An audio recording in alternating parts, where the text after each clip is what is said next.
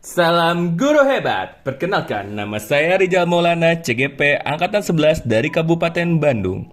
Kali ini kita akan mempelajari tentang koneksi antar materi modul 1.1 tentang pemikiran Ki Hajar Dewantara. Dalam mempelajari koneksi antar materi modul 1.1 ini, kita mempunyai 3 pertanyaan pemantik.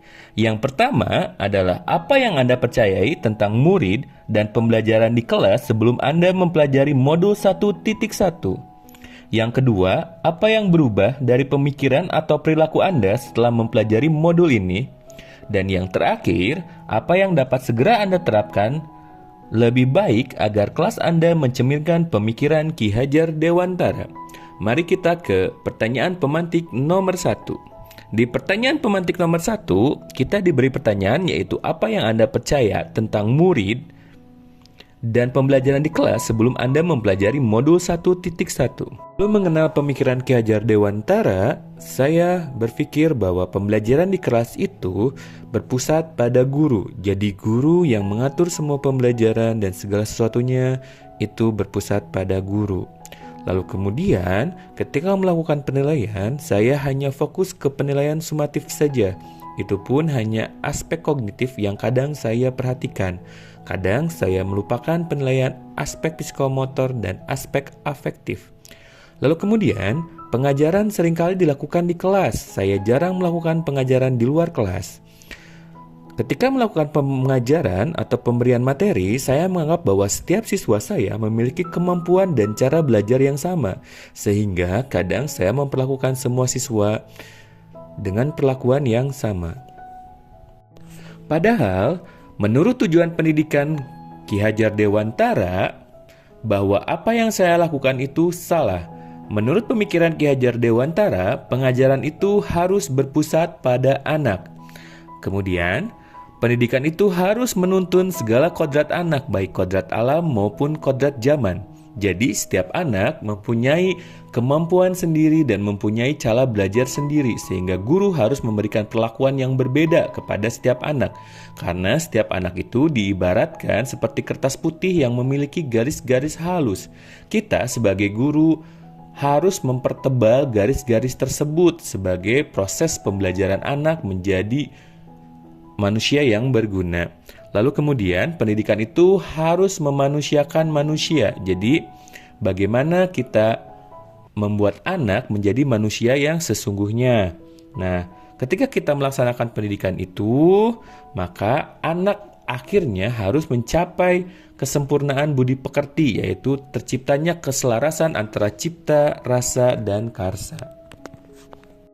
Kita lanjut ke pertanyaan pemantik yang kedua. Apa yang berubah dari pemikiran atau perilaku Anda setelah mempelajari modul 1.1 ini?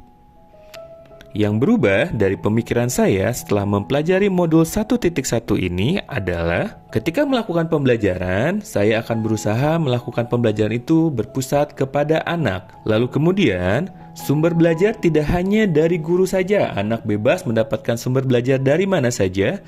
Yang penting relevan dengan pembelajaran yang saya ajarkan. Bisa dari internet, dari alam, dari buku, dari perpustakaan, dari teman, dari pengalamannya, atau dari lingkungan sekitarnya. Lalu kemudian saya mencoba untuk melakukan penilaian itu tidak hanya sumatif dan aspek kognitif saja. Saya akan menilai aspek psikomotor dan aspek afektifnya, sehingga pada proses pembelajaran saya akan melakukan penilaian juga. Lalu kemudian saya akan menganggap bahwa setiap siswa mempunyai karakteristik yang berbeda sesuai dengan kodrat alamnya, dan anak memiliki kebebasan untuk memilih metode belajarnya sesuai dengan minat dan bakatnya. Nah, oleh sebab itu, tugas guru adalah untuk menuntun anak mencapai kebahagiaan dalam pengajaran. Jadi anak harus bahagia ketika belajar. Untuk pertanyaan pemantik yang ketiga, yaitu apa yang Anda segera terapkan lebih baik agar kelas Anda mencerminkan pemikiran Ki Hajar Dewantara? Pada dasarnya saya belum bisa menerapkan apa yang telah saya pelajari di modul 1.1 karena saya belum memasuki masa tahun ajaran baru. Karena ketika video ini dibuat, pembelajaran masih libur. Tapi nanti ketika anak masuk, saya akan mencoba beberapa hal Sehingga saya bisa mengaplikasikan apa yang telah saya pelajari di modul 1.1 ini.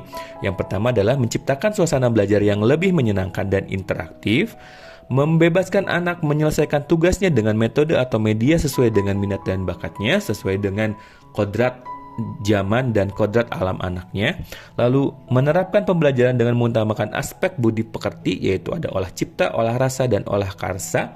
Lalu kemudian melaksanakan pembelajaran sesuai dengan kodrat alam dan kodrat zaman, lebih mengenal karakter anak, latar belakang anak, dan minat dan bakat anak. Lalu saya harus lebih mengenal anak satu persatu. Lalu melaksanakan kegiatan pengajaran tidak hanya di kelas saja dan memasukkan unsur permainan dalam pengajaran. Jadi saya akan mencoba mengajar di alam terbuka. Jadi tidak ada dinding dalam pembelajaran saya. Mungkin seperti ini koneksi antar materi saya. Terima kasih, sampai bertemu di modul berikutnya.